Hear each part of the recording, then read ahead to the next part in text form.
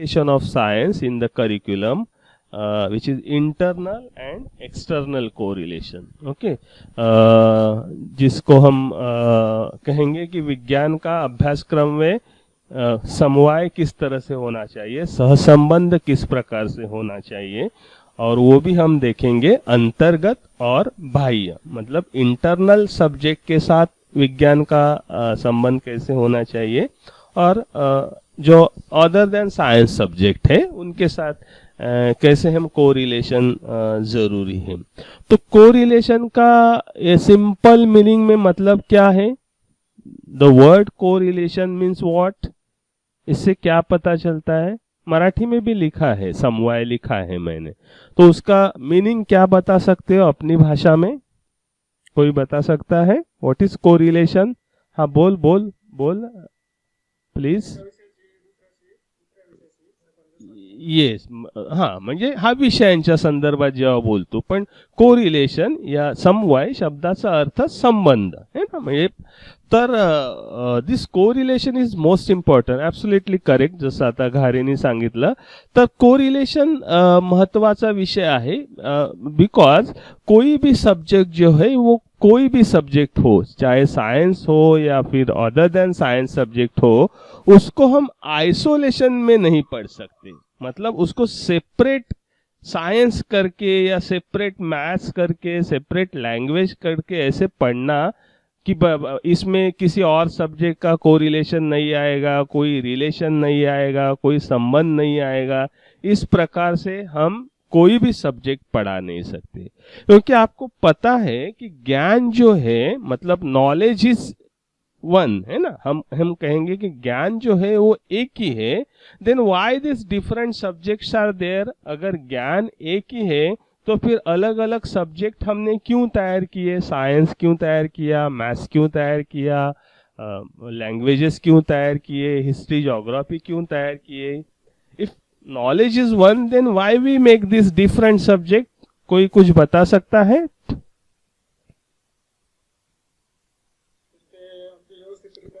हाँ, absolutely correct. वा वा, छान सुरेश, छान, एकदम बरोबर आहे. So for the sake of understanding and to learn the subject more easily, है ना, बहुत आसानी से हम वो सब्जेक्ट के बारे में पढ़ सके, उसको समझ सके, इसलिए हमने क्या किए, सब्जेक्ट के कंपार्टमेंट किए, मतलब ज्ञान के कंपार्टमेंट किए. एक कंपार्टमेंट में साइंस को बिठा दिया, दूसरे कंपार्टमेंट में या रूम बोलो उसमें मैथ्स को बिठा दिया, इसको लैंग्वेजेस को बिठा दिया, फिर उसमें अलग अलग मराठी, हिंदी, इंग्लिश, इस तरह से हिस्ट्री, ज्योग्राफी, ऐसे कंपार्टमेंट तैयार किए या रूम तैयार किए for the ease of understanding, for the ease of learning, जिससे हमारी पढ़ाई जो है या अध्ययन जो है हमारा आसान हो सके. क्योंकि ज्ञान का भंडार इतना बहुत बड़ा है, समंदर के जैसे है ना ज्ञान, इतना हर एक सब्जेक्ट का ज्ञान आदमी शायद ही एक जन्म में ले पाएगा. तो उसको जिस फील्ड में इंटरेस्ट हो उसी से रिलेटेड उसको नॉलेज ज्यादा मिल सके, इसलिए हमने सब्जेक्ट जो है वो सब्जेक्ट, ये डिफरेंट सब्जेक्ट हमने तैयार किए. लेकिन असल में अगर हम देखेंगे तो ये सभी सब्जेक्ट कैसे है, सभी सब्जेक्ट एक ही है. For the sake of ease of learning और for the sake of understanding we make a different subject, है ना. हमने अलग अलग सब्जेक्ट जो है वो अलग अलग सब्जेक्ट हमने तैयार किए हैं. लेकिन जैसे मैंने कहा कि हर एक सब्जेक्ट का दूसरे सब्जेक्ट के साथ सहसंबंध होता है, कोरिलेशन होता है. Science is having correlation with mathematics also, and language is also having correlation with history and geography also, and history and geography also having correlation with mathematics and science also. तो इस तरह से हर subject का एक दूसरे के साथ correlation होता ही है. इसलिए कोई भी सब्जेक्ट हम आइसोलेशन में, मतलब उसको हम सेपरेटली हमारे लिए वो स्टडी करना संभव नहीं है, because all subjects are interconnected. सब सब्जेक्ट कैसे एक दूसरे के साथ इंटर कनेक्शन उनका बहुत ही अच्छी तरह से है, हमें यहाँ पे ध्यान देना चाहिए। सो दिस इंटरनल कोरिलेशन जो है साइंस का, तो इंटरनल कोरिलेशन देखने से पहले which are the internal subjects are there in science. Science में इंटरनल सब्जेक्ट्स कौन से हैं? साइंस जब हम कहते हैं तो which are the main internal subjects science? हाँ बोल। No no no no, I am asking, नाही मी विचारतो इंटरनल विज्ञान हा ही ब्रॉड टर्म झाली है ना। विज्ञान ये क्या हो गया, ये बड़ा सब्जेक्ट हो गया। विज्ञान के अंदर और कौन से छोटे छोटे सब्जेक्ट आते हैं। सो इंटरनल मतलब उसके अंदर विज्ञान, ये बड़ा टाइटल हुआ ना, लेकिन विज्ञान में बहुत सारे ब्रांचेस है। So which are the main branches? अरे वाह वाह वाह सुरेश, सुरेश बढ़िया। Physics, chemistry, biology, these are the main subject. Even there are so many subjects are there, but for our study purpose, as we are going to teach this science method at the school level. So if we think about the school level, there are three main subjects of science, that is physics, chemistry and biology.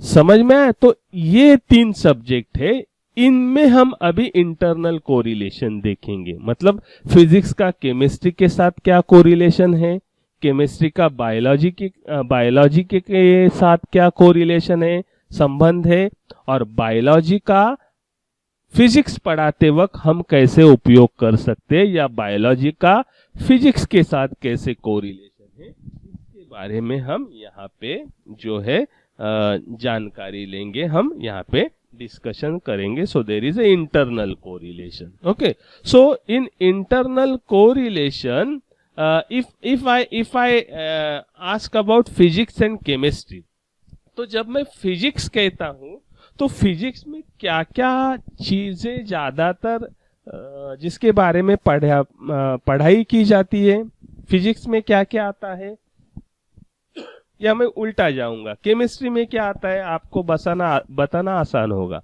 Chemistry में क्या आता है?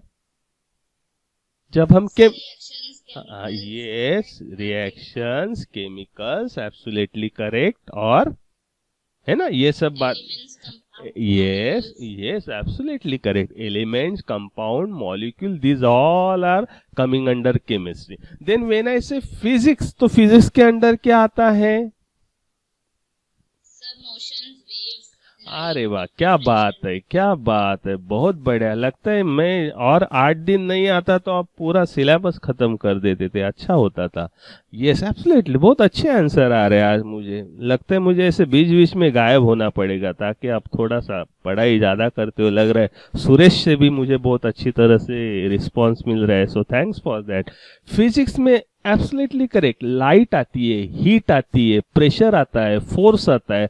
So these are all terms we are studying under physics. और biology के अंदर, जब मैं biology कहता हूं तो क्या आता है? Botany, zoology, yes, so study about plants and animals and micro organisms and their function, their systems, ये सब हम पढ़ते हैं। ओके, सो व्हेन आई से internal correlation between physics and chemistry, है ना, so between physics and chemistry, so how we can with the help of example, how we can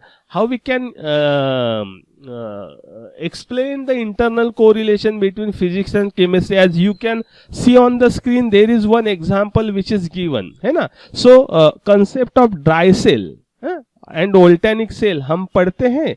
so dry cell, वोल्टेनिक cell जो हम पढ़ते हैं, जिससे light flow होती है ना, या फिर इलेक्ट्रॉन कैसे फ्लो होते हैं, इलेक्ट्रिसिटी कैसे फ्लो होती है, ये हम बच्चों को पढ़ाते हैं। तो ये किस में आता है?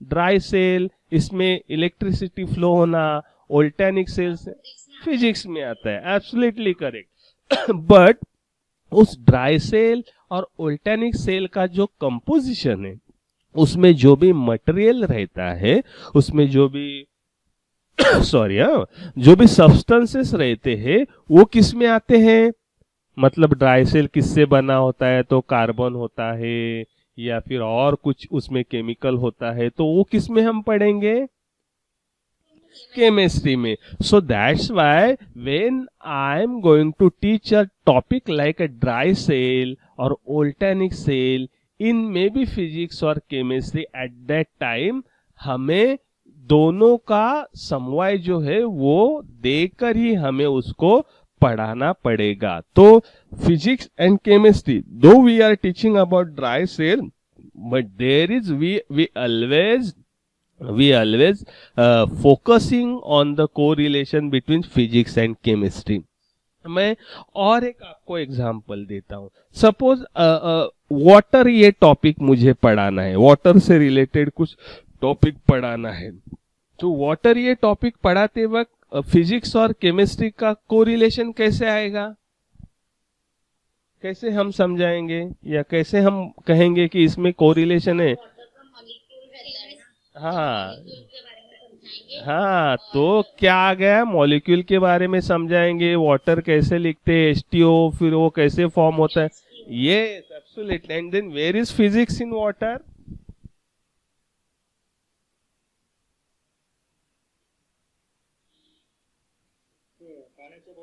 हा, अरे काय मस्त सुरेश, काय खाल्लं काय बाबा आज तू. येस, ऍब्सोल्युटली करेक्ट सुरेश, खूप मजा येते असं बोल. थँक्यू. तर अगदी बरोबर आहे, पाण्याच्या अवस्था ना. Yes, absolutely. So solid, liquid, gases, these are the states of water and states of any matter is coming under physics. नहीं, इतना इतना मुश्किल है.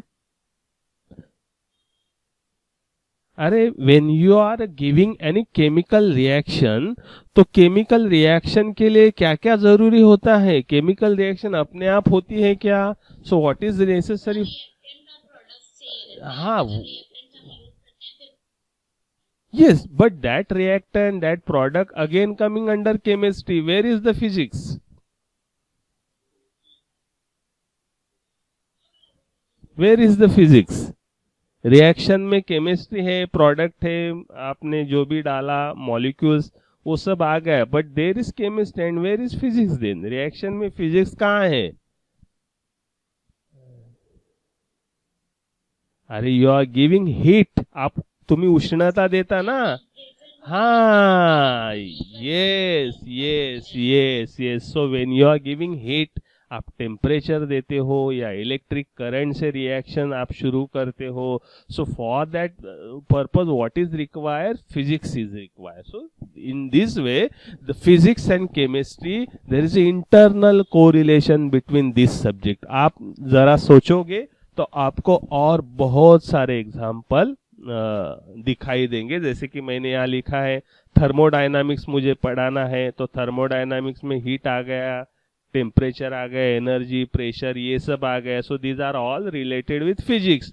एंड थर्मोडायनामिक्स ये जो है that we are learn in chemistry. Okay, so physics and biology, physics and biology. एक example मैंने यहाँ पे लिख के दिया है, फिजिक्स एंड बायोलॉजी. सो जब मैं बायोलॉजी का आई के बारे में टॉपिक पढ़ाऊंगा, हाँ, आंख और आंखों की रचना, ये सब मैं बायोलॉजी में पढ़ाऊंगा, तो मैं उसमें इमेज कैसे तैयार होती है, फोकल लेंथ क्या है ना, ये सब हम पढ़े हैं, शायद आपको याद होगा.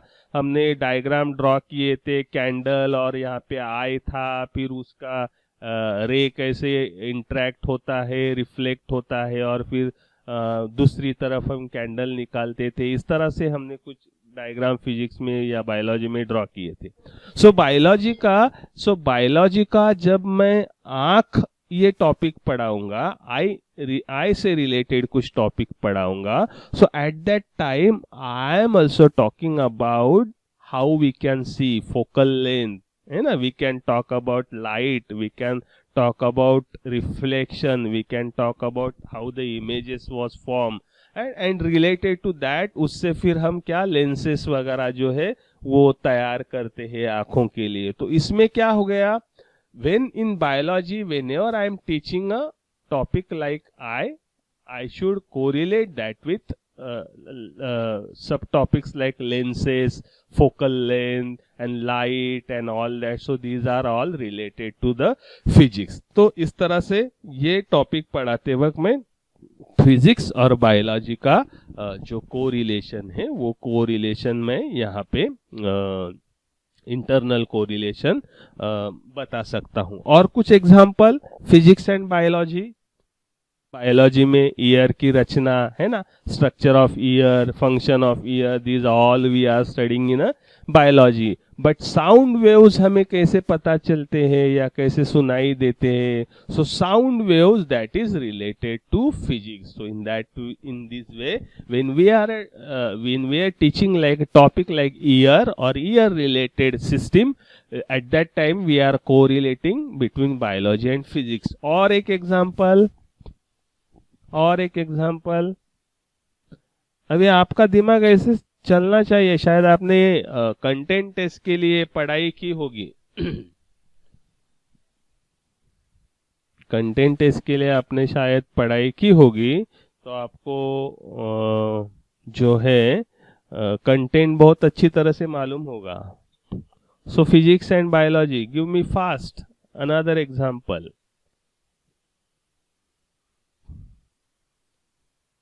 अरे एवढा वेळ लागतो? हो, एक्झॅक्टली बरोबर आहे. स्नायूंची माहिती, येस ॲब्सोल्युटली. स्नायू that the muscles, so muscles are coming under biology, but their functions, how they function, how they work, है ना. So that is again coming under force is required and all that, the function of our muscle, that's again physics is there. So functions of muscles or function of any body organ, वहाँ पे आप biology और physics दोनों की पढ़ाई कर सकते हैं. Even when you are teaching a topic like photosynthesis, है ना, ये तो बहुत आसान टॉपिक था. photosynthesis, how the plants prepare their food, we know through the photosynthesis. So that photosynthesis, food or preparation is coming under that is the requirement of food. उसमें nutrients क्या क्या लगते हैं वो सब आएगा, पानी, ये वो मिनरल, वो आएगा बायोलॉजी के अंडर, है ना, कि ये चाहिए. But how they prepare the food, for that heat is required, है ना, for that what this all matters are required. So in that way यहाँ पे आपको केमिस्ट्री भी दिखाई देगा. आपको पता है कि फोटोसिंथेसिस रिएक्शन में, so chemistry is also there. So physics and biology इस तरह के टॉपिक जो है जो हम पढ़ाएंगे, या हम लाइट के बारे में पढ़ाएंगे, प्रकाश, इस तरह का हम फिजिक्स में टॉपिक पढ़ाएंगे. हाँ, आप ये ध्यान में रखो, ये याद रखो, आप जब एग्जाम्पल दोगे तो दोनों का देख सकते हो. हाँ, फिजिक्स का टॉपिक दे सकते हो जिसमें बायोलॉजी आएगा, या बायोलॉजी का टॉपिक दे दो जिसमें फिजिक्स आएगा, वाइस वर्सा चल जाएगा. तो इतना ध्यान में रखो. Okay, so in this way physics and biology internal correlation we can explain with many example. Then reflection of light, जैसे मैंने लिखा है यहाँ पे. so there is a reflection of light. हमारे आंखों से कैसे पता चलता है, मतलब कैसे इमेज दिखाई देती है. सो आई के बारे में हमने डिस्कशन किया. That is then chemistry and biology. तो केमिस्ट्री एंड बायोलॉजी के बारे में जब अब बात करेंगे तो एक एग्जांपल तो मैंने दिया है. हम बायोलॉजी में न्यूट्रिशन के बारे में बात करते हैं, कार्बोहाइड्रेट्स के बारे में बात करते हैं, प्रोटीन्स के बारे में बात करते हैं, विटामिन्स के बारे में बात करते हैं बायोलॉजी में, है ना. But this carbohydrate, nutrition, proteins, vitamin, they are nothing but a certain kind of chemical compound और केमिकल स्ट्रक्चर्स. तो उसको हम किस में पढ़ेंगे? केमिस्ट्री में. तो इस तरह से बायोलॉजी के ये सारे टॉपिक जो है वो हम जब पढ़ेंगे तब हम उसका केमिस्ट्री के साथ कोरिलेशन दिखा सकते हैं या बना सकते हैं या समझा सकते हैं. Give me the another example of correlation between chemistry and biology. आणखी एखादं उदाहरण प्रीति? हाँ हाँ, हॉर्मोन्स, यस यस एब्सोल्युटली. तो कैसे एक्सप्लेन? हाँ, yes yes yes absolutely correct, yes absolutely correct, hormones बहुत बढ़िया एग्जांपल। तो यहाँ पे बायोलॉजी के लिए नेसेसरी फैक्टर है, but hormones is again nothing but a chemical reactions or enzyme that are secreting in our body, so that is example of chemistry also, absolutely correct। और लुम्बिनी, प्रीति बोला, yes absolutely correct, water cycle है ना, पानी के बारे में हम जब पढ़ाते हैं है ना, सो पानी जल की जरूरत क्या है वगैरह वगैरह ये सब हम पढ़ाएंगे। सो दैट इज अगेन पानी और dehydration, hydration, this kind of topic are there in biology, but their formation of that is coming under chemistry. तो इस तरह से केमिस्ट्री में वो आ जाता है ना। और कुछ एग्जांपल बायोलॉजी और केमिस्ट्री का,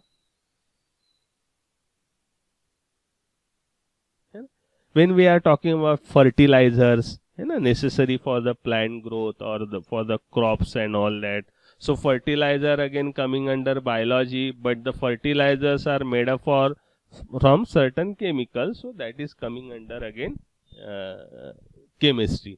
और fertilizer we can, yes yes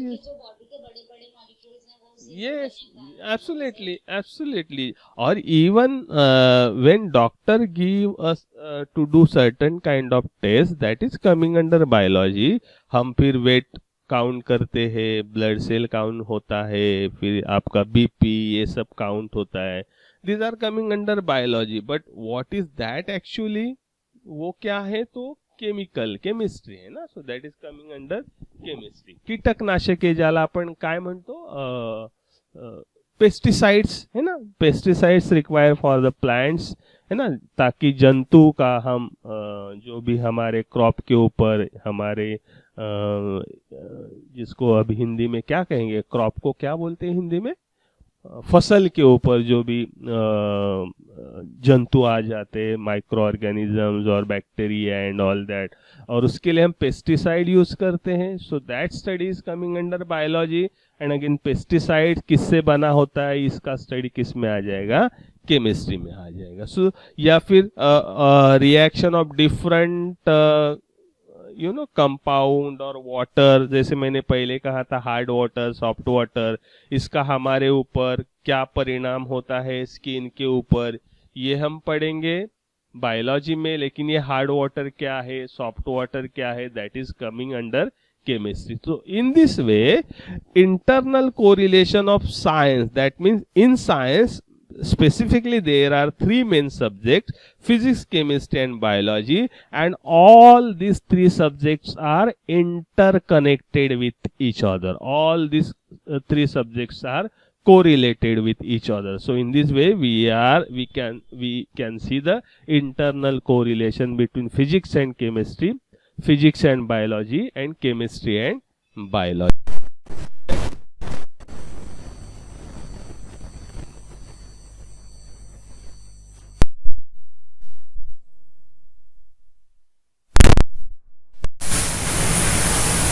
शंका आहे का काही, नसेल तर आपण पुढे जाऊया।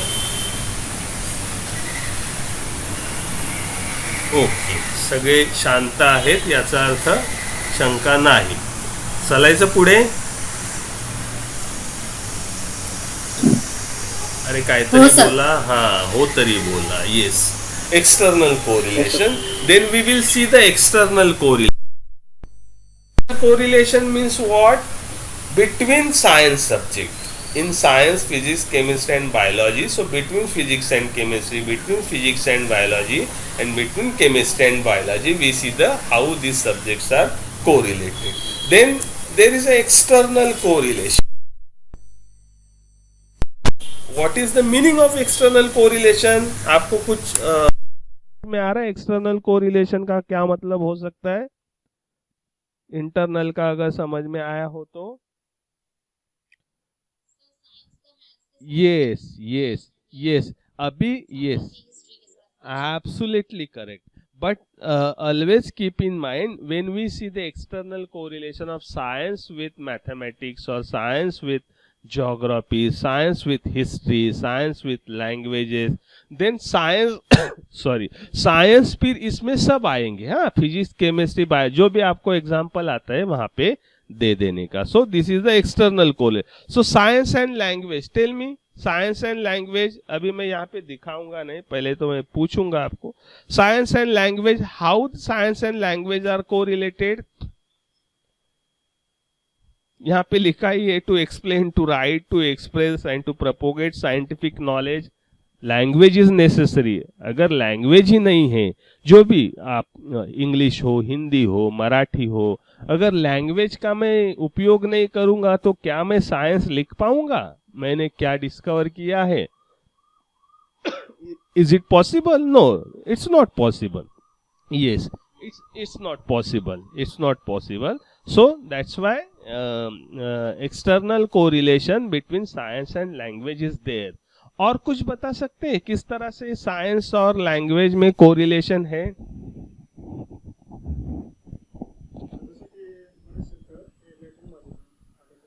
येस, अरे वा वा, खूपच छान. इवन हे मला पण सुचलं नव्हतं, सुरेश, म्हणजे अगदी बरोबर आहे. so many words are coming from the Latin language. So many scientific words, rather to say, they are coming from Latin languages, है ना. हम बहुत बार ये पढ़ते हैं, देखते हैं, तो लैटिन लैंग्वेज से बहुत सारे सब्जेक्ट वर्ड आते हैं. तो इसलिए साइंस और उसका कोरिलेशन है, क्योंकि उस लैटिन लैंग्वेज की वजह से हम उसको कुछ शब्द दे सके, तो इसलिए there is a correlation. Even when we are studying, जब हम ये पढ़ते हैं ना कि आदमी कैसे मतलब आज के हम कह सकते स्टेट तक आदमी कैसे पहुंचा, हिस्ट्री ऑफ ह्यूमन बीइंग, तो इसमें क्या होता है, स्टोरी जो हम पढ़ते हैं आदमी के इवोल्यूशन की स्टोरी जब हम पढ़ते हैं, सो that is also in a story form it is given, so that is also coming under languages. Language के कुछ एग्जांपल आप देख सकते हो कि लैंग्वेज के एग्जांपल जहां पे साइंस आपको दिखाई देता है, लैंग्वेज टॉपिक के एग्जांपल है ना. लैंग्वेज में कोई टॉपिक होता है स्वच्छता के ऊपर, स्वच्छता कैसे जरूरी है, या गाड़गे महाराज के ऊपर होता है, या कोई भी, है ना, या पानी कितना जरूरी है उसके ऊपर होता है लैंग्वेज में. सो स्वच्छता, उसमें फिर पोल्यूशन आ गया, बीमारियां आ गई, माइक्रो ऑर्गेनिज्म आ गए, बैक्टीरिया आ गया. तो लैंग्वेज का वो टॉपिक पढ़ाते वक्त भी साइंस के हमें यहाँ वहाँ उदाहरण दिखाई देते हैं. समझ में आता है? पाणी कैसा जरुरी आहे आदमी, ये शास्त्रज्ञांबद्दलची माहिती आहे. ॲब्सोल्युटली करेक्ट, एकदम बरोबर आहे. ते पण आपण लँग्वेजेस मध्ये. So there is a correlation between science and language. हा, okay. Now tell me science and history.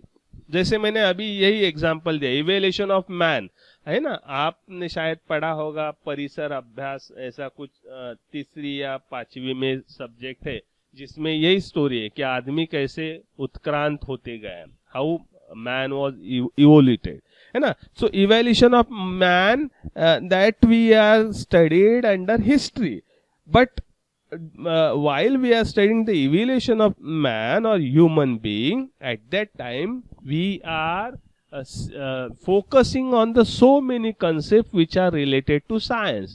Man वो खुद ही साइंस है, फिर वो कैसे नेचर के साथ कैसे अडेप्ट करते गया, फिर उसने कौन से अपने हथियार तैयार किए हंटिंग के लिए, तो उसमें क्या आ गया, साइंस आ गया. वो कैसे रहने लगा, कैसे खाना पका के खाने लगा, कैसे शिकार करने लगा.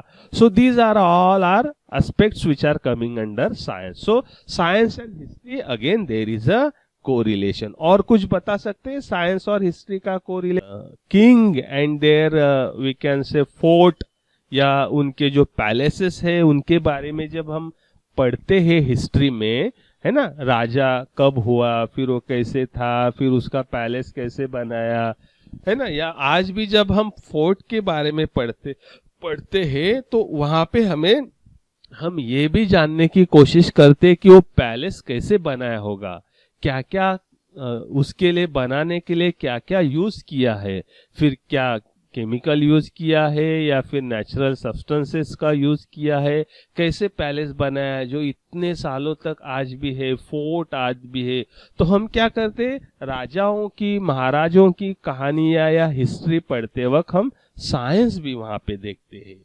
Even when we are studying about the monks, है ना, बुद्धिस्ट मॉन्ग जो गुफा में रहते थे, है ना, ज्याला आपण काय म्हणतो आपण त्यांना, गुफा, अजंठा वेरुळा सारख्या ज्या गुंफा आहेत, है ना, सो लेणी ज्याला आपण म्हणतो, लेणी, तो वो जो रहते थे तो वहां पे पानी की भी व्यवस्था ऊपर थी। इवन फोर्ट में भी, पैलेस में भी आपने देखा होगा रायगढ़ फोर्ट या बहुत सारे फोर्ट, इतने ऊपर भी पानी की व्यवस्था है। तो पानी की व्यवस्था कैसे की होगी, ये इसका भी उन्होंने साइंटिफिक खोज निकाली थी कि कैसे पानी उनको साल भर मिल सके।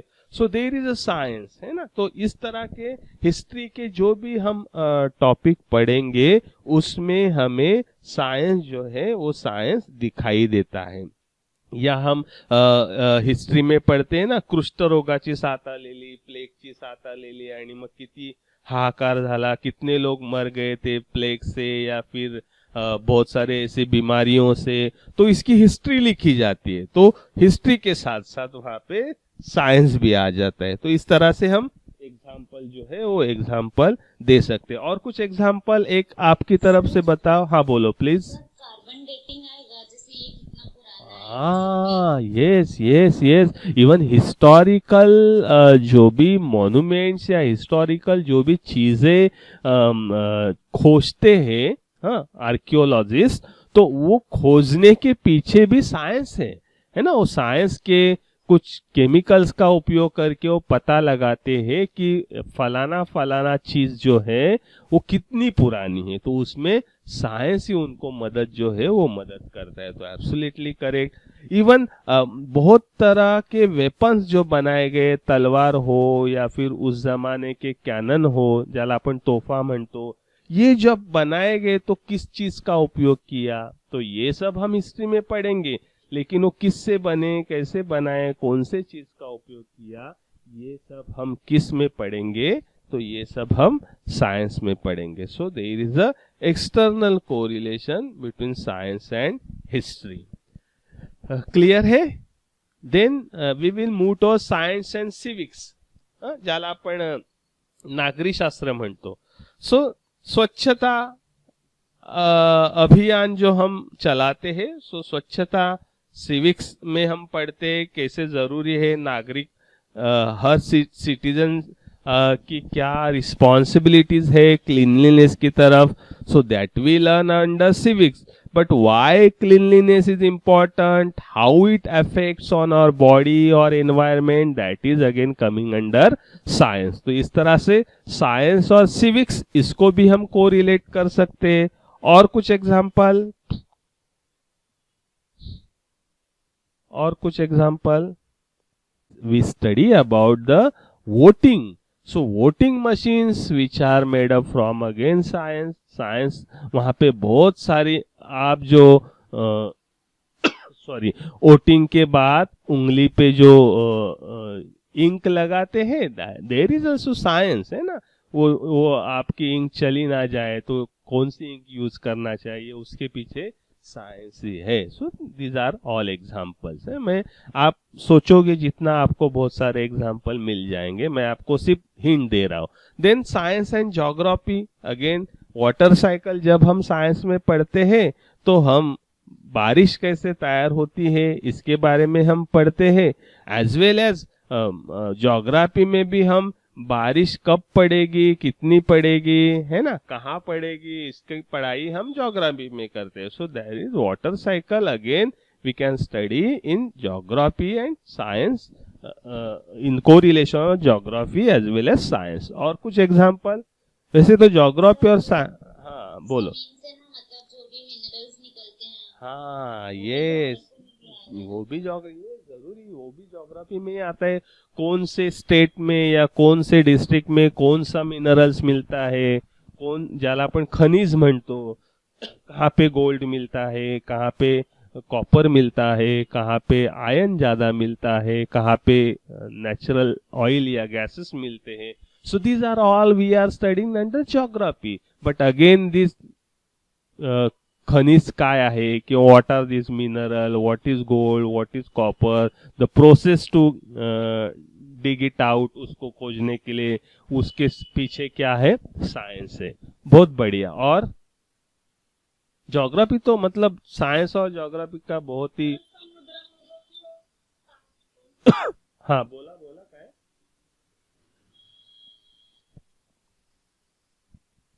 परत बोल, आवाज ब्रेक झाला. अच्छा दुसरं कोणी बहुतेक सर हाँ हाँ बरोबर आहे. ज्वालामुखी, सुरेश तर बरोबर आहे. ज्वालामुखी that is volcano, we are studying under geography. कैसे होता है, क्या होता है, उसका इफेक्ट क्या होता है.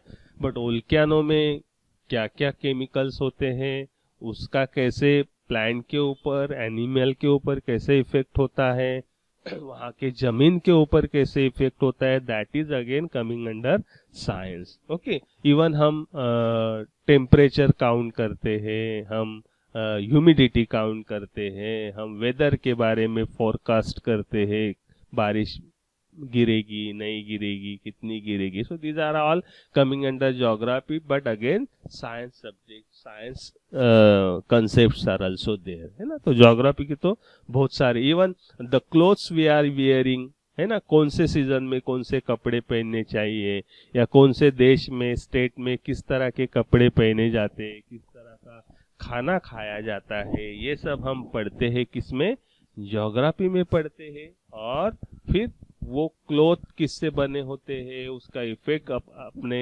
ह्यूमन बीइंग पे क्या होता है, इसके बारे में हम जब बातें करेंगे तो वहां पे साइंस भी आता है. So that's why science and geography they are correlated with each other. Then science and mathematics कैसे, डेरिवेशंस डेरिवेशंस. ओके. जो भी है mathematical calculations are in mathematics also and science also, है ना. साइंस में भी हम मैथमेटिक्स का उपयोग करते हैं और मैथमेटिक्स में भी साइंस के एग्जाम्पल हम देते हैं. बारिश कितना गिरा उसका हम ग्राफ निकालने के लिए कहते हैं, है ना.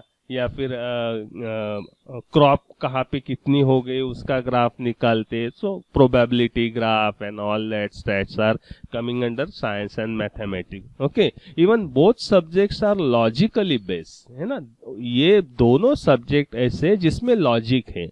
एक स्टेप के ऊपर बाद में ही आप दूसरी स्टेप ले सकते हो. जब आप मैथ सॉल्व करते हो तो between each and every step there is a logic. In same way when we are studying a subject like science, logic is there. So that's why subject like science and mathematics are also correlated with each other. और कुछ example दे सकते हैं. Even most of the scientist and mathematicians are same.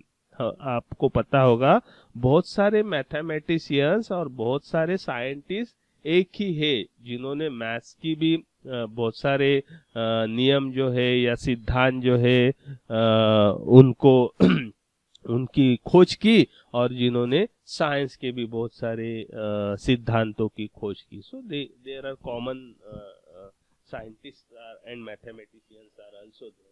और कुछ हम बता सकते. Even when we are talking about science, Boyle's law हो, चार्ल्स लॉ हो, जो हमने पढ़ा है उसमें मैथ्स ही आता है. आपको पता है, आपने पढ़ा है ना. What about again, what is the, I expect one example from your side, science and mathematics. कैसे आप कोरिलेशन बता सकते हो. हाँ बोला. जे काय होतं ना, आपण केमिकल रिएक्शन लिहितो ते नंबर हाँ करेक्ट, एब्सोल्युटली करेक्ट प्रीति, बरोबर. When we are writing the chemical reaction we balancing it, and for that balancing purpose we use the number. So there is a correlation between science and mathematics. Absolutely correct. आता राजश्री कडून एक उदाहरण येऊ द्या म्हणजे आपण पुढे जाऊ. हा बोल रे. हा सांग तुझीच वाट बघतोय आम्ही. when we are measuring components in air, हवा में कौन कौन से घटक होते हैं, साइंस भी आ गया, मैथ्स भी आ गया. when your doctor is counting your blood pressure या counting your vitamins कितने चाहिए, ये सब हमका.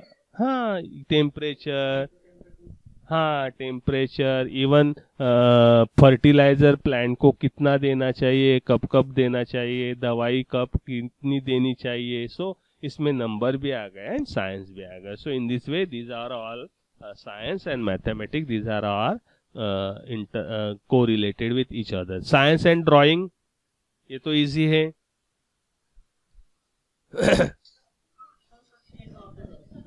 For the drawing all the figures we can't draw without drawing, है ना.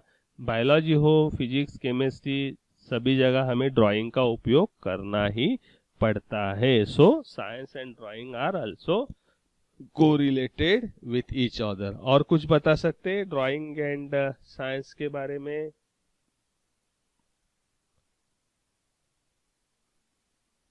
यस.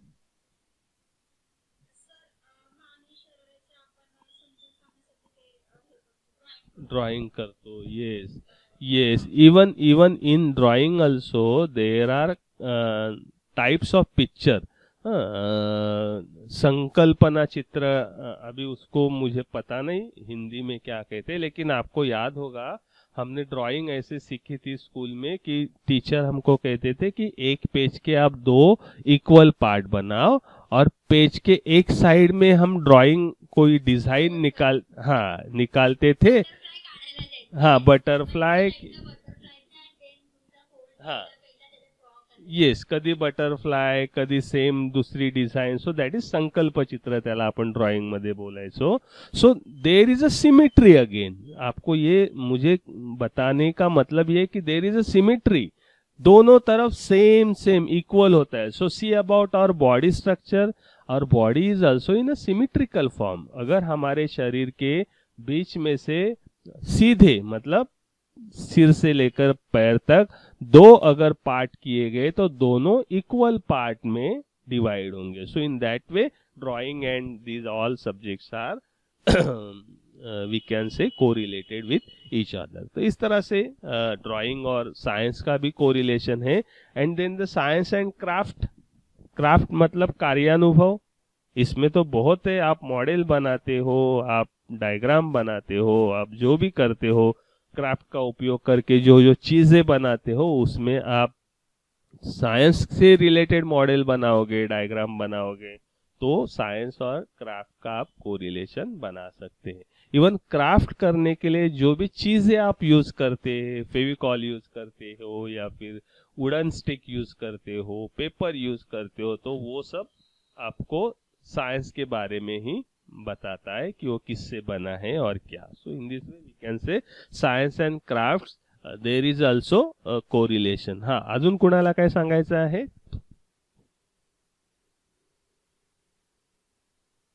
हा कोणीतरी हा बोल.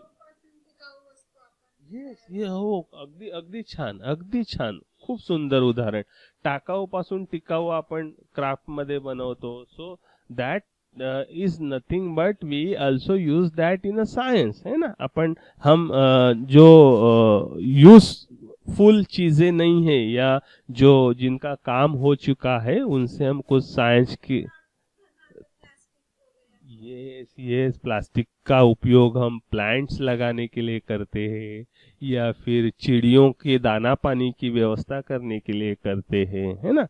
Yes absolutely. ओके ठीक है, 1 by 1 आपला टाइम इकडे. सो इंटीग्रेशन ऑफ नॉलेज, ज्ञान एक ही है ये हमें पता चलता है. हम हमारे पढ़ाने में आसानी हो, इसलिए हमने अलग अलग सब्जेक्ट बनाए, नहीं तो ज्ञान एक ही है। इसमें ज्यादा से ज्यादा और सब्जेक्ट के बारे में भी पढ़ने की प्रेरणा मिलती है। जब मुझे पता चलता है अरे ज्योग्राफी में भी साइंस है, ड्राइंग में भी है, सिविक्स में भी है, तो मुझे और मोटिवेशन मिलता है वो सब्जेक्ट पढ़ने की भी। ओके, सो इस develop reasoning ability and logical thinking, इससे क्या होता है, लॉजिकल थिंकिंग, तार्किक विचार सरणी ज्याला आपण म्हणतो है ना, हम लॉजिकली सोच सकते हैं कि ये यहाँ पे भी साइंस कैसे है, भले वो लैंग्वेज हो, हिस्ट्री हो, ज्योग्राफी हो, लॉजिकली थिंकिंग कैरेक्टरिस्टिक जो साइंस का है वो हम वहां पे भी अप्लाई कर सकते हैं। इफेक्टिव लर्निंग, इससे क्या होगा, आपकी पढ़ाई बहुत ही अच्छी हो जाएगी, प्रभावी हो जाएगी, क्योंकि आप जो है एक सब्जेक्ट को सभी एंगल से सोचोगे। साइंस है फिर भी उसको ज्योग्राफी, हिस्ट्री इस तरह से भी सोचोगे, या हिस्ट्री है फिर भी उसको साइंस के एंगल से भी सोचोगे। सो आपका अध्ययन परिपूर्ण हो जाएगा। एंड ट्रांसफर ऑफ लर्निंग, जैसे अभी मेरे ख्याल से राजश्री ने कहा कि एक सब्जेक्ट का ज्ञान दूसरे विषय में भी आप उसका उपयोग कर सकते हैं। And even you can correlate it with life, इसको हम जीवन के साथ भी जोड़ सकते हैं, क्योंकि जीवन में भी साइंस है, लैंग्वेज है, मैथ्स है, सब सब्जेक्ट है। तो जीवन के साथ अपने स्कूल सब्जेक्ट का कोरिलेशन करने में भी ये कोरिलेशन टॉपिक बहुत ही महत्वपूर्ण भूमिका निभाता है। ठीक है, so these are all advantages of correlation.